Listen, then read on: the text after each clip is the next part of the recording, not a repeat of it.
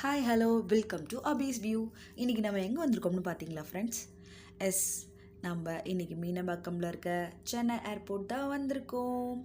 S, இந்த video சென்னையில் இல்லை பெங்களூர் இந்த மாதிரி பெரிய சிட்டியில் இருக்கவங்களுக்காக இல்லை, வில்லேஜில் இருந்து சென்னைக்கு வந்து புதுசாக வேலைக்கு சேர்ந்துருக்கவங்க, படிக்க வந்திருக்கவங்க எல்லோரும் இங்கே இருக்கிற பிளேஸ் எல்லாம் எக்ஸ்ப்ளோர் பண்ணணும்னு நினைக்கிறாங்க. அதனால் இங்கே வந்திருக்க நியூ கமர்ஸ்க்காக இந்த வியூஸ்லாம் போடுறேன். ஓகே, சென்னைக்கு நாங்கள் வந்து 3 இயர்ஸ் ஆகிடுச்சு. பட் இதுக்கு முன்னாடி இப்படி வீடியோ எடுக்கணும்னு எங்களுக்கு தோணாமல் போயிடுச்சு.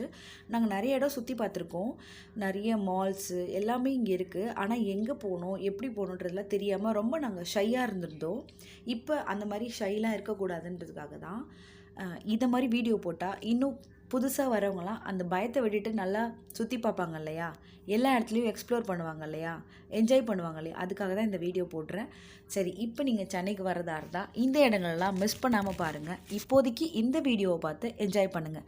அந்த வகையில் இன்றைக்கி நம்ம வந்திருக்க இடம் ஏரோ அப். ஏன் தெரியுமா இந்த ஏரோ அப்புக்கு போகிறோம்?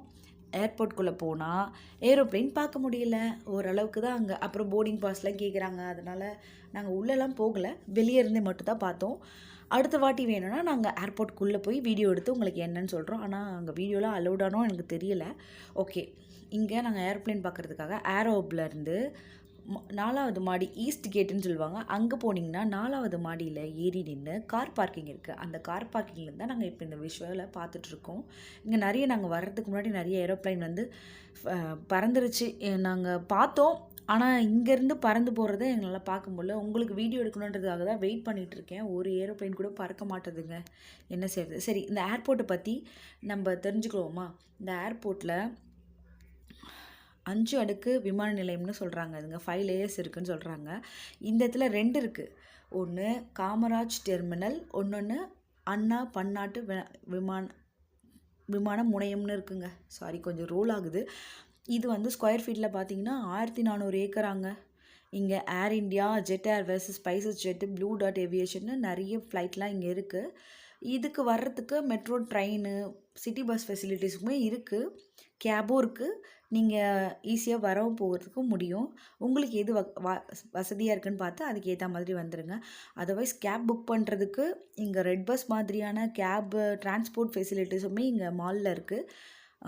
வெளிநாட்டிலேருந்து இங்கே வந்தாலும் இல்லை ஏர்போர்ட்டுக்கு வரவங்க எல்லாருமே இங்கேருந்து புக் பண்ணிக்கிற மாதிரியே தான் அரேஞ்ச் பண்ணியிருக்காங்க. இங்கே நிறைய மாலில் நிறைய கடைகளும் இருக்குது. அதுக்கேற்ற மாதிரி நீங்கள் சுற்றி பார்க்குறதுக்கு வசதியாக இருக்கும். இந்த விமான நிலையத்தை பற்றி நான் சொல்லிடுறேன் கேளுங்க.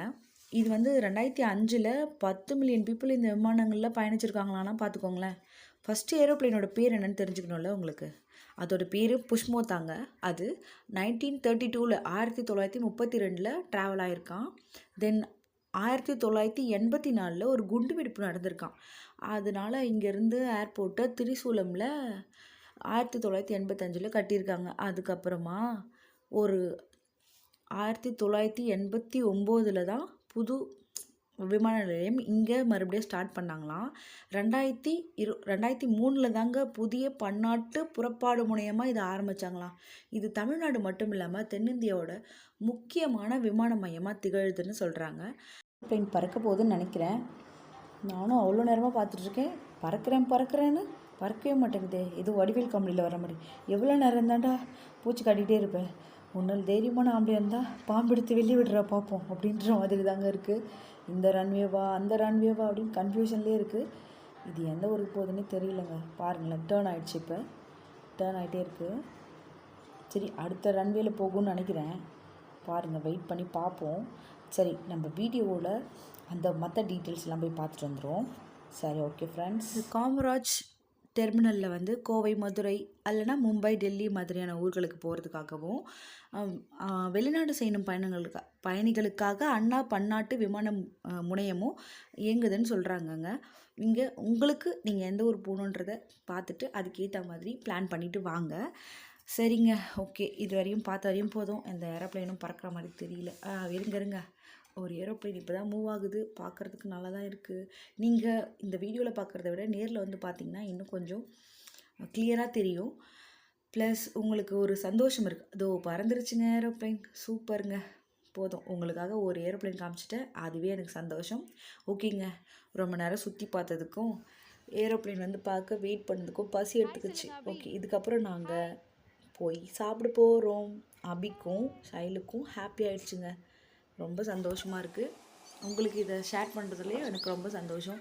இதை மாதிரி எதனா வீடியோ போடணுன்னா எனக்கு நீங்கள் மறக்காமல் என்னன்னு கமெண்ட் பண்ணுங்கள். எந்த வீடியோ போடலாம், எந்த இடத்துக்கு போய் அதை எக்ஸ்ப்ளோர் பண்ணணுன்றதை நீங்கள் எனக்கு கமெண்ட் பண்ணிங்கன்னா அந்த இடத்துக்கு போய் நான் உங்களுக்காக எக்ஸ்ப்ளோர் பண்ணி காட்டுறது மூலயமா உங்களுக்கும் அந்த இடத்துக்கு போகிறதுக்கான ஒரு க்யூரியாசிட்டியை உருவாக்க முடியுமா நான் பார்க்குறேன். சரிங்க, இதோட இந்த வீடியோவை முடிச்சுக்கலாம். இதே மாதிரியான நிறைய வீடியோக்களை பார்க்க இந்த சேனலை மறக்காமல் சப்ஸ்கிரைப் பண்ணுங்கள்.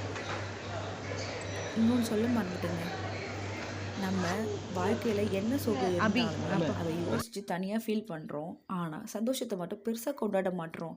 So please enjoy your every செகண்ட்ஸ்ங்க.